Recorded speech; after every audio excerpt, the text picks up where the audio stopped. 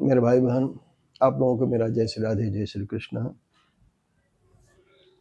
श्रीमद् भागवत महापुराण प्रथम स्कंद के इस 31वें अंक में हम आप लोगों के सामने पुनः प्रस्तुत हुए हैं।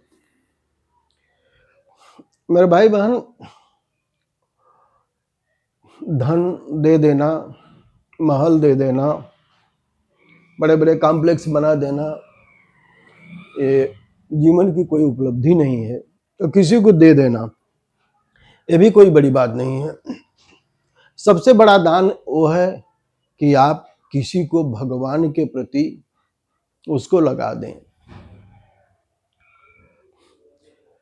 विदुर जी ने देखा कि युधिष्ठिर महाराज धृतराष्ट्र की बड़ी सेवा करते हैं और महाराज युधिष्ठिर में धर्म के अवतार हैं। उनका हृदय बड़ा ही विशाल है। वो ये धृतराष्ट्र की बड़ी सेवा करते हैं और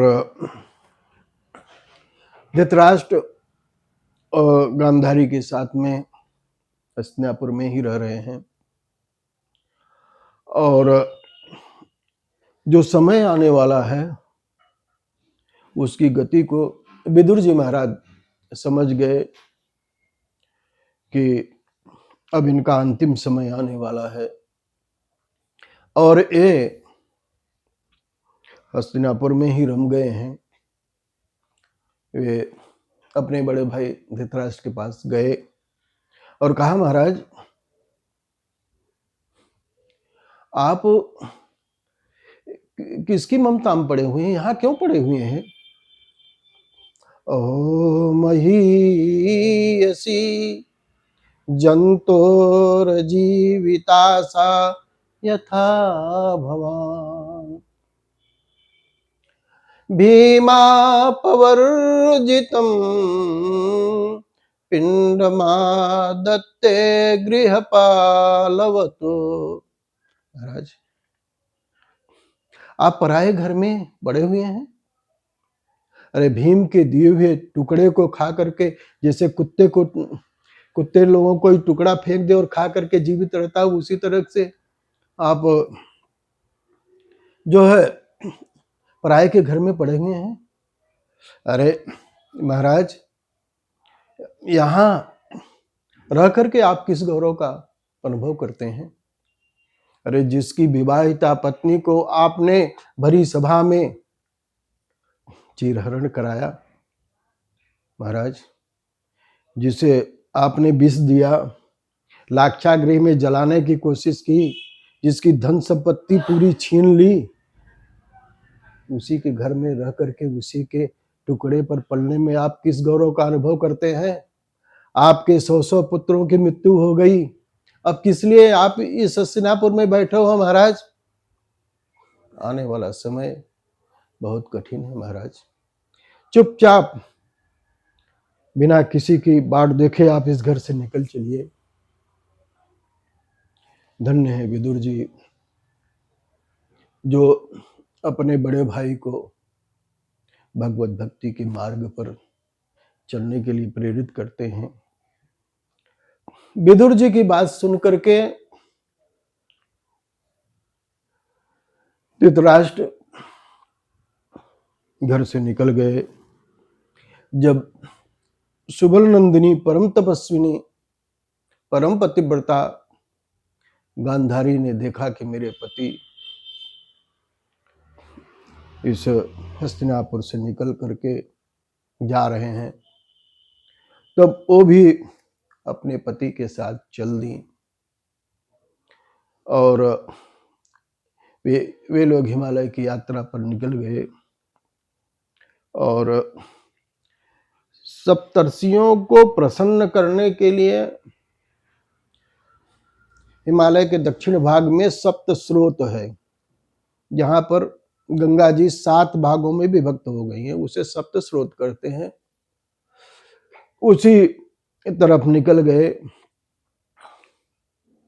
और महाराज युधिष्ठिर प्रातःकाल उठते तो ब्राह्मणों को धन, गाय इत्यादि का दान करते। और उन्होंने उठ करके जब ये सब कार्य किया, अग्निहोत्र किया, ब्राह्मणों को दान किया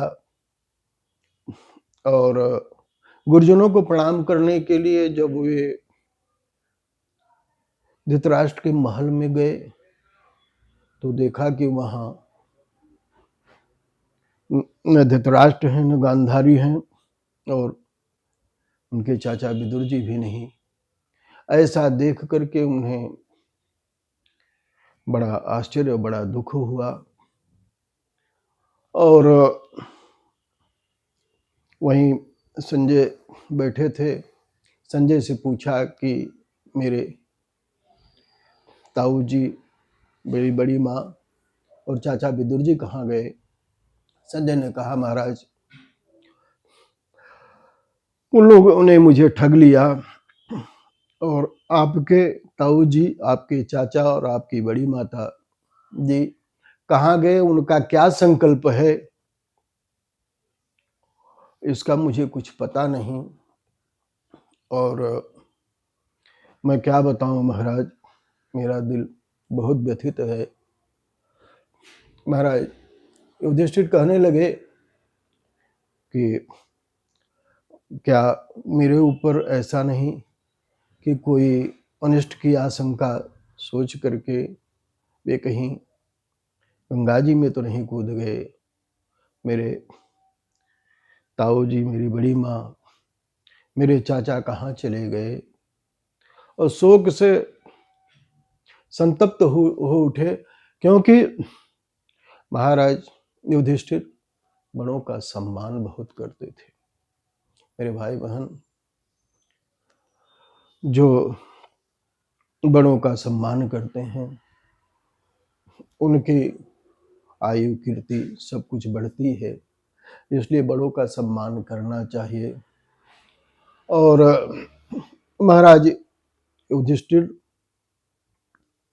जो धृतराष्ट्र ने तो बहुत बड़ा दुर्भाव पांडवों के साथ रखते हैं, लेकिन उनमें ऐसी भाव नहीं थी।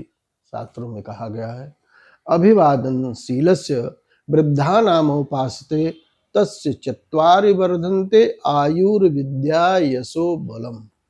जो भी अपने बड़ों की और आए हुए की और किसी की भी जो अभिवादन करते हैं, बड़ों की सेवा करते हैं, बड़ों की बात मानते हैं, उनकी आयु, विद्या, यश और बल चारों की वृद्धि होती है।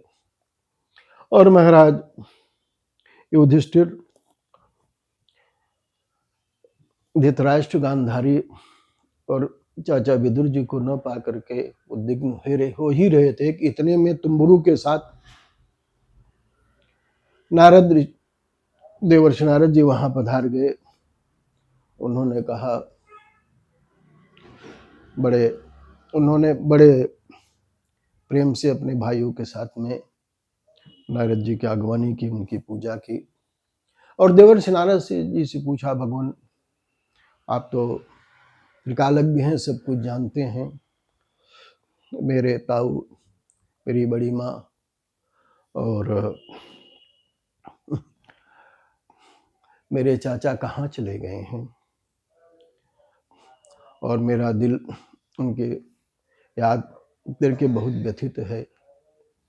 राजा देवर्षि नारद जी ने कहा, मां कंचन सुचो राजन यदि स्वर्वस जगत लोकाः सपाला यस्ये में बहन्ति बलिनी सितुः स संयुनक्ति भूतानि सएव व्युनक्ति च। राजन, आपको सोच करने की कोई आवश्यकता नहीं है। सारा जगत, सारे लोकपाल भगवान की ही इच्छा से ही कार्य करते हैं और वही परमात्मा एक दूसरे से मिला भी देते हैं और एक दूसरे से बिछोह भी करा देते हैं। आप उनके बारे में सोच न करें कि मेरे बिना वो कैसे जीवित रहेंगे, उनकी उनकी देखभाल कौन करेगा। ऐसे सोचने की कोई आवश्यकता नहीं है, सब भगवान की इच्छा से हो रहा है। राजन, अब वे यहाँ से हिमालय के दक्षिण में गए हैं और वे त्रिकाल संध्या करते हैं, 3 समय स्नान करते हैं। भगवान का ध्यान करने से उनके त्रिगुण के जो विकार हैं वो सब निकल चुके हैं, उनकी बुद्धि परमात्मा में स्थिर हो चुकी है। आज के 5वें दिन उनका शरीर छूट जाएगा। वो ठूठ के समय हो गए हैं, केवल जल का सेवन करते हैं और अन्न का उन्होंने त्याग कर दिया है। भगवान के भक्ति में लगे हुए हैं और उनके बारे में आपको सोच करने की, चिंता करने की कोई आवश्यकता नहीं है। वे कुशल से हैं, भगवान का भजन करते हैं। आपको उनके बारे में कोई भी चिंता करने की आवश्यकता नहीं है। वे भगवान के भजन में लगे हुए हैं। और नारद जी चले गए और इधर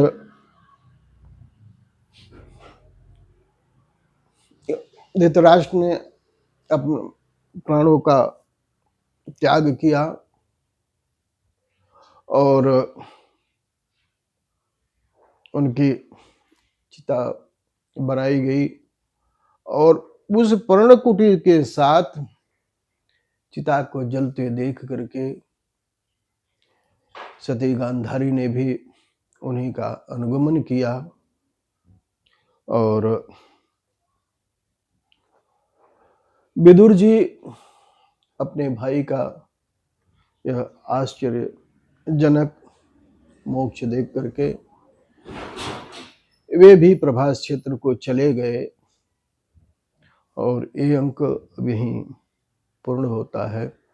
अगले अंक में पुनः आपके साथ फिर चर्चा करेंगे और आप लोगों को भागवत संबंधी किसी भी जानकारी के लिए मेरे नंबर 9827980269 पर संपर्क कर सकते हैं। और आप लोग इस चैनल को लाइक, सब्सक्राइब और शेयर नहीं किए हों तो कृपया लाइक करिए, सब्सक्राइब करिए, शेयर करिए। जय श्री राधे, जय श्री कृष्ण।